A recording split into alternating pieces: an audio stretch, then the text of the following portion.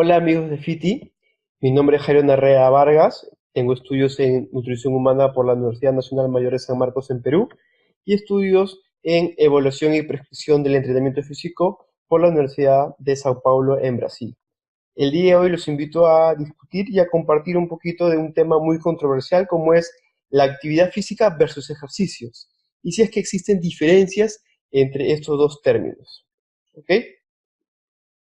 A ver, existe un problema muy marcado en lo que es los jóvenes y los adultos que manteniéndose en actividad, ya sea natación, caminatas, corridas, siguen presentando sobrepeso u obesidad. Y es algo que nos llama mucho la atención porque tenemos establecido que ya que la alimentación y el ejercicio o la actividad física ayudan a disminuir este tipo de riesgos. Pero ¿qué pasa con aquellas personas que comentan, que dicen que hacen mucha actividad, pero no tienen ningún efecto en lo que es la reducción de peso? Justamente ese es el tema de hoy, para ver si es que realmente la actividad física ayuda a bajar el peso corporal.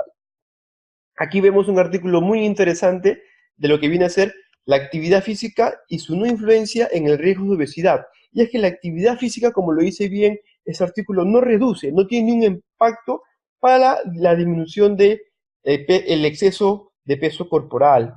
Y los invito a que puedan leer en su extensión el artículo porque data de cosas muy interesantes. Y es que realmente la actividad física, el decir que caminen un poquito más, que vayan a hacer natación, que hagan actividades ligeras, no va a influenciar a una reducción de peso corporal.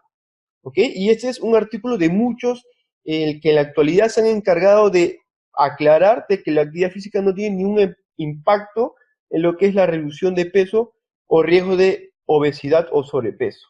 ¿Ok? Es muy interesante realmente este artículo y vemos que las recomendaciones mundiales sobre actividad física para salud, como ustedes pueden ver en su gráfico, no nos datan de actividades intensas, sino de actividades cíclicas de baja y de moderada intensidad. Y esto cabe mucho a resaltar porque justamente la actividad física es aquella actividad cotidiana que no necesariamente viene a entablar en intensidades mayores.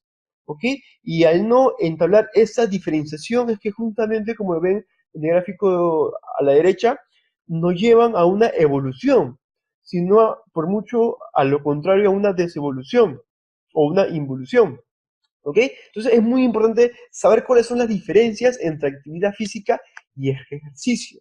Y no solamente la parte semántica, sino la parte conceptual, que el día de hoy lo vamos a ver. Por ejemplo, aquí vemos un artículo ya más de 10 años en lo que es definición y clasificación de actividad física y salud.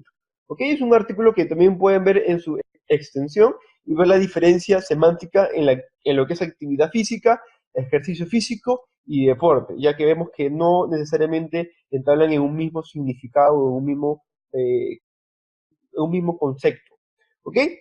Y en lo que es mi experiencia, yo pude leer un artículo muy interesante en las diferencias semánticas entre actividad física y ejercicio en el libro de la doctora Patricia Minuchin, y fue una referencia en el cual tuve para diferenciar estos dos términos. Y no solamente es un tema de diferenciar semánticamente, sino por concepto, de entender de que justamente la actividad física no va a tener ningún impacto a nivel de salud, mientras que el ejercicio físico sí la va a tener.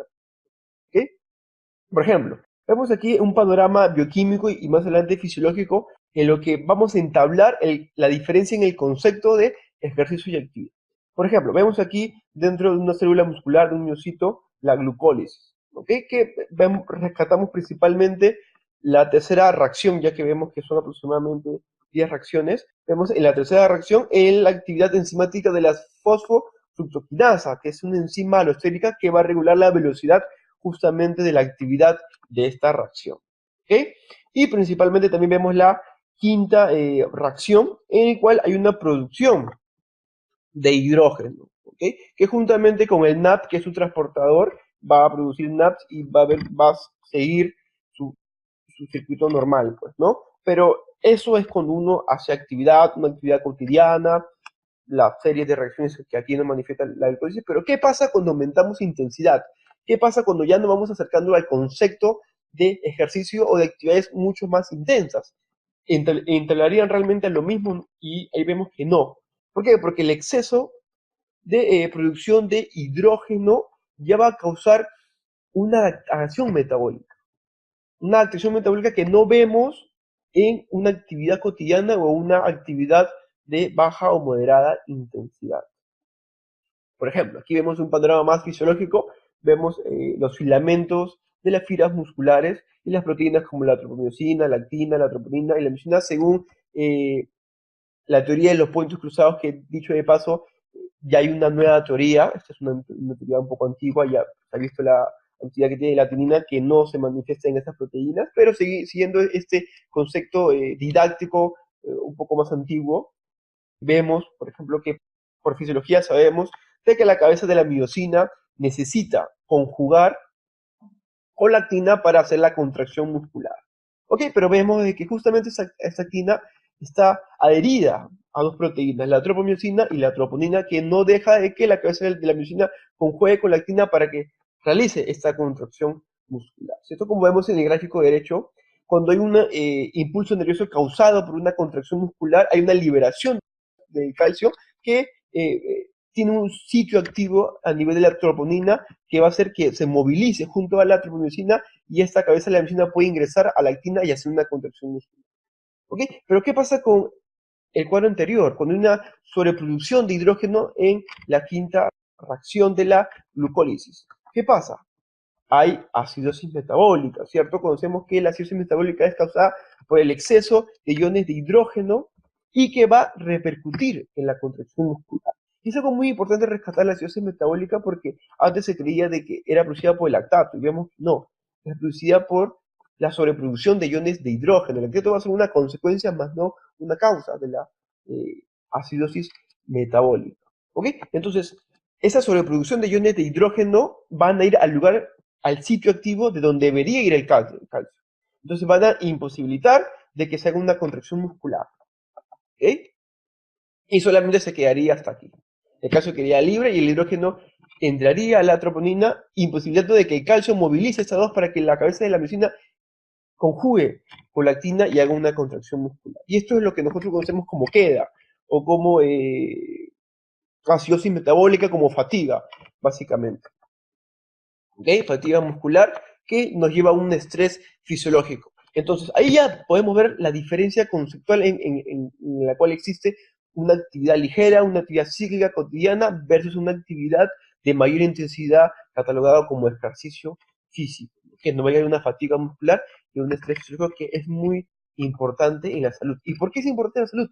Porque justamente este estrés fisiológico nos va a llevar a una microlesión a nivel del miocito. Y esta microlesión se va a traducir a nivel de una inflamación, donde vemos mayor actividad de los macrófagos y los neutrófilos. ¿Okay? Y estas tienen una acción con la interleucina 6, que realmente es un tema muy bueno de discutir, tal vez lo discutamos más adelante, con la interleucina 6 y los receptores solubles del factor de necrosis tumoral alfa, quien tiene mucho que ver con la resistencia a la insulina. Y muy interesante lo de interleucina 6 porque a nivel de lo que es un estrés o una fatiga muscular, la interleucina 6 sabe mucho que ver con salud, mientras cuando no está ligada con ejercicio, a nivel clínico, por ejemplo, no es tan saludable su producción, ¿ok? Al igual que el lactato, por ejemplo. Y esta sensación de interleucina 6 y de TNF-alfa tienden a traducirse como una creación de células satélites, que son las células que se encargan de crear un espacio fibrilar, que se encargan de crear más mionúcleos, más células musculares, hipertrofia muscular, cabe decir, y que esa hipertrofia cabe introducirse básicamente en una adaptación metabólica. Una adaptación metabólica, ¿para qué? Para poder soportar ese estrés producido. ¿Okay? Entonces vemos que hay una diferencia en el concepto en lo que es actividad física y actividades de mayor intensidad o ejercicio físico. ¿Okay? Que sin necesariamente el ejercicio programado, sistematizado, nos va a llevar a una adaptación metabólica por el mecanismo que de forma didáctica he tratado de acortar para que se pueda entender, mientras que las actividades cotidianas, cíclicas, ligeras, no llegan a pasar por ello. Entonces tenemos que dentro de las adaptaciones metabólicas, básicamente tenemos dos adaptaciones desde mi punto de vista, las musculares y las osteoarticulares. Y estas musculares también se van a traducir en cardiovasculares, respiratorias y hormonales, al igual que la osteoarticular, a nivel hormonal. Pues no son muchas acciones que realmente se tiene cuando se llega a la fatiga muscular o al estrés metabólico. Principalmente aquí pongo o rescato la resistencia muscular, que nos lleva a una mayor producción de densidad mitocondrial. Sabemos que la actividad que tiene la mitocondria es de suma importancia en la salud. A nivel de aumento de capilares, a nivel de aumento y actividad de glucógeno y el consumo de oxígeno máximo, que es una variable de suma importancia e interpretación en la salud. Porque el consumo de oxígeno máximo no es más que la capacidad que el organismo tiene para captar, transportar y utilizar el oxígeno. Y sabemos que el oxígeno es muy importante para que las diferentes actividades que realice el organismo lo pueda hacer y lo pueda hacer bien. ¿Ok? Y aquí vemos, por ejemplo, un artículo que también me llamó mucho la atención, que es Ejercicio, Salud y Enfermedad, y es tiempo de aclarar, es tiempo de cambiar y aclarar mucho de lo que es ejercicio, salud y enfermedad. ¿Por qué? Porque justamente el ejercicio, es esa adaptación metabólica causada por actividades de alta intensidad, traducido como ejercicio, tiene mucha repercusión a nivel de enfermedad y salud, cosas que en artículos científicos no se ha podido ver con lo que es actividad física. Aquí le dejo una serie de estudios para revisar en su extensión, es realmente muy interesante. Y tenemos, para finalizar, la conclusión. Es indispensable entablar una diferenciación conceptual más no semántica entre el ejercicio y actividad física en salud. ¿Ok? Pongo conceptual porque sí, de por sí hay una diferencia entre ejercicio y actividad física, pero también van a encontrar muchos artículos en el cual entablan actividad física como una actividad de alta intensidad. Pero por favor, les ruego a todo aquel personal de salud que entienda que el concepto de ejercicio y actividad física son muy diferentes y que la actividad física, ni toda actividad física, tiene una repercusión a nivel de salud. Pero sí, toda actividad de alta intensidad o ejercicio sí tiene una repercusión buena en salud. ¿Ok? Segunda conclusión, el ejercicio o actividades de intensidad suficiente que genere cambios metabólicos nos brindan mayores ventajas en salud respecto a las actividades cotidianas ligeras, independientes del tiempo o frecuencia. ¿Ok? Tercera conclusión, es hora de no solo discutir si debemos ejercitarnos, sino también en discutir cómo. Y aquí va un poquito de lo que es prescripción, porque no basta con decir camine un poquito más, salga a bailar, haga natación para tener un buen beneficio de esa actividad, sino hay una serie de estudios, hay una serie de metodologías que nos brindan facilidad de comprensión y de prescripción para que el paciente encuentre un beneficio. Y por último, encontramos la prescripción del ejercicio direccionada por un profesional capacitado es de suma importancia. Hay mucho que estudiar en el ejercicio y salud para poder prescribirlo. No basta, como decía, de decir que hay que aumentar la actividad física. Camine media hora más, una hora más. No basta que tan solo enunciamos eso para tener beneficios. Y es muy importante reconocer la carga profesional que tiene los que estudian el ejercicio, la salud y la enfermedad.